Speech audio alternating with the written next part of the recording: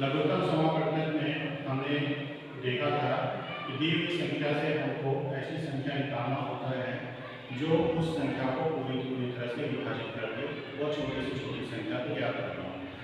उसको ज्ञात करने के लिए हमने पहले जो देखा था वो गुणनफल विधि था। आज जो हम देखने जा रहे हैं उसको हम भाग विधि कहते हैं। एक उदाहरण लेते हैं, उससे निकालते हैं तो समझ में आएगा हमें। जैसे हमारे पास एक संख्या दी हुई है 8 और दूसरी संख्या दी हुई है 24। इसका हमको लघुत्तम समापवर्तक निकालना है।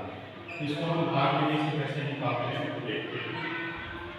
तो इसको निकालने के लिए हम 8 जो दी हुई संख्या है उसको और जो 24 है उसको लिख दिए हैं। अब इसमें हम भाग देना शुरू करते हैं। तो सबसे पहले हम भाग देना शुरू करते हैं 2 से। 2 से अगर हम भाग देने से कितने बार जाता है 2 8। फिर 24 में भाग नहीं होगा तो 2 1 4। इस तरह से हमारा भाग चला गया।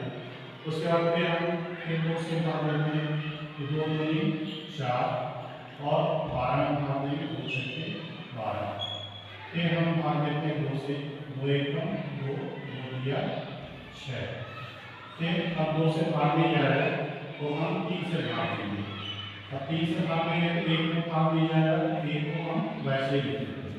इस विधि की खासियत ये है कि जब भाग नहीं जाता है तो जो संख्या होता है उस संख्या को हम वैसे ही भाग देते हैं। अब इसमें हम 3 में भाग देते हैं, 3 1 3। इस तरह से लास्ट में हमको जितनी संख्याएं होती है एक मिल जाते हैं। तो इस प्रकार से हमारा भाग खत्म हो जाता है।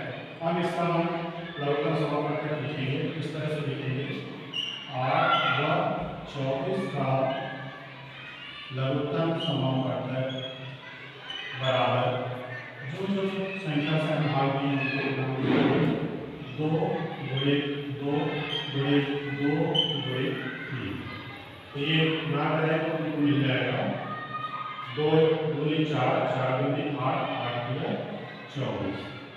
तो 24 जो संख्या है वह न्यूनतम संख्या है जो 8 और 24 दोनों से विभाजित हो जाता है। तो इस तरह से हम लघुत्तम समापवर्तक ज्ञात कर सकते हैं। 2 या 2 से अधिक संख्याओं का भी इसी विधि से हम निकाल सकते हैं, चाहे गुणनफल विधि से निकालेगा भाग विधि से, दोनों में हमारा मतलब नहीं आएगा।